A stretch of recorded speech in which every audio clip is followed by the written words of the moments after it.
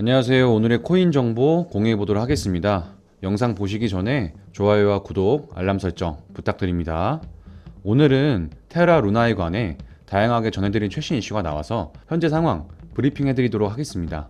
브리핑 시작에 앞서서 저희 채널 영상 하단의 고정 댓글을 보시면 저희 소통방으로 들어오실 수 있는 링크가 있습니다. 저희 채널은 일체의 유료 정보료 없이 저희 코인 투자자들끼리 정보를 교류하고 또 본인의 보유 코인이나 상담 역시도 도와드리고 있으니까 부담 없이 참여하셔서 같이 공유하며 유익한 소통 채널이 되고 싶습니다. 많은 참여 부탁드립니다. 그럼 브리핑 시작해 보도록 하겠습니다. 오늘 전해드릴 이슈는 루나 사태의 여파로 인한 거래소들의 움직임과 테라 루나의 CEO인 권 대표에 대한 여러 가지 의심스러운 추가 정황들이 나와서 관련 최신 이슈 브리핑 드려보도록 하겠습니다. 그럼 바로 시작해 볼 텐데 먼저 첫 번째 이슈입니다. 거래소들의 움직임들부터 살펴보자면 정부 측에서 투자자 보호 대책 마련을 위한 정책 간담회를 진행했습니다.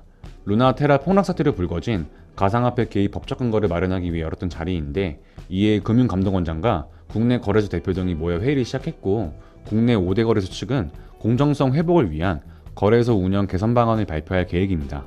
더불어 코인 상장 심사 과정에 대한 정기 심사와 상장 및 상장 폐지에 대한 규약의 공통 심사, 거래소 간 공동협의체 구축 등을 통해 루나 테라 폭락과 같은 사태의 재발을 예방하는 방안이 담길 것으로 전망되고 있는데 이게 굉장히 중요한 이유가 뭐냐면 이번에 루나 폭락 사태는 애초에 루나가 거래소에 처음 상장될 당시 스테이블 코인에 대한 위험성 등에 대한 것을 전혀 알리지 않았고 부실하게 상장됐던 것이 논란이 되었고 상장 후에 주요 거래소들이 시세 차익을 거둔 사실 또한 확인되었기 때문에 짜고 쳤던 고스톱이 아니냐는 이야기가 나와서 제대로 된 규제안이 생겼으면 하는 바람이지만 한편으로는 소 잃고 외양간 고친다는 말이 있듯이 국내 루나 투자자만 몇십만 명에 달했기 때문에 이제 와서 고친들 무슨 소용이 있나 싶은 생각도 드네요.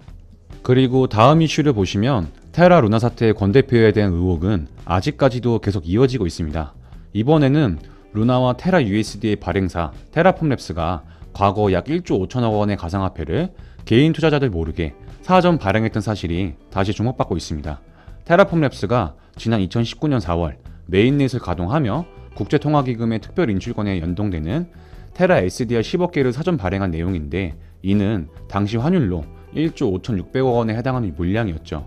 보도에 따르면 테라폼랩스가 해당 물량을 소유하는 조건으로 10년에 걸쳐 발행하기로 했었습니다. 사전 발행 사실은 소수의 기관 투자자에게만 공유되고 개인 투자자 대부분이 몰랐던 것으로 전해졌는데 일반적으로 가상화폐 개발사는 전체 물량과 발행 예정일 등을 백서나 공식 사이트를 통해 알립니다. 하지만 당시에 투자자 모집을 위해 발행한 백서에는 루나와 테라 생태계의 작동 원리 등의 정보만 담겨 있을 뿐 사전 발행 내용은 기재되지 않았었죠. 이 때문에 대중에게도 알려지지 않았다가 2020년 11월 보도를 통해 알게 되었는데 이후 테라폼랩스가 대규모 사전 발행 물량을 알리지 않는 것은 일반 투자자들을 속인 것이라는 논란이 있었습니다. 업계 관계자도 실제 발행량이 기관 투자자들에게 알려졌다면 일반 투자자들에 대해서는 그 사실을 기만한 셈이 된다며 이를 통해 이익을 얻었을 경우 사기죄에 해당할 수 있다고 봤죠. 논란이 일자 테라폼랩스 측은 회사가 운영하는 디스코드 채팅방 등에서 사전 발행 물량에 대해 이야기했다는 취지로 해명한 바 있고 또한 미국 가상자산 공식 플랫폼 메사리에도 2020년 11월 뒤늦게 관련 공시를 띄웠습니다. 당시 회사는 테라 안정 메커니즘을 강화하기 위해 제네시스 블록에서 SDT 10억 개를 발행했다고 밝혔었죠. 사전 발행된 SDT의 용도에 대해선 테라 생태계 내에서 스테이블 코인의 가격을 안정적으로 유지하는 관리비로 사용할 것이라고 테라폼랩스는 주장했습니다. 하지만 문제는 지금까지 사전 발행된 가상화폐가 구체적으로 어디에 사용됐는지는 확인되지 않고 있습니다. 물론 진실은 알 수 없으나 의심스러운 정황들이 계속 나오고 있어서 권 대표를 구속하자는 등의 이야기가 괜히 나오는 것은 아닌 것 같습니다. 하지만 그럼에도 불구하고 권 대표의 의혹 입증은 굉장히 어려워 보입니다. 아니, 애초에 권 대표의 고의성이 입증된다고 해도 처벌이 어려울 것이라는 전망도 나오고 있는 이유가 권 대표를 유사 수신행위로 처벌하려면 불특정 다수로부터 자금을 조달했다는 걸 입증해야 하는데 가상화폐는 제도상에서 금전인지 불명확한 상황이라 권 대표가 유사 수신행위가 아니라는 주장이 가능하기 때문입니다.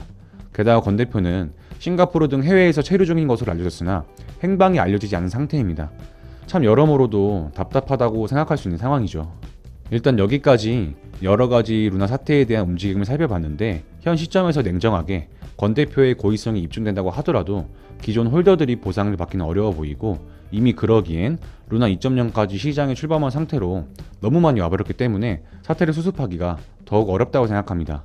또한 루나 2.0도 처음 상장 당시를 빼곤 별다른 반등 없이 계속 하락을 맞이하고 있기 때문에 더욱 질타를 받고 있는 것 같고, 엎친 데 덮친 격으로 루나뿐 아니더라도 최근 시장은 인플레이션이 심화되고 미국 CPI 물가지수는 최고치를 찍었고 대장이 비트코인부터 하락세를 겪고 있기 때문에 굉장한 리스크를 동반하고 있습니다.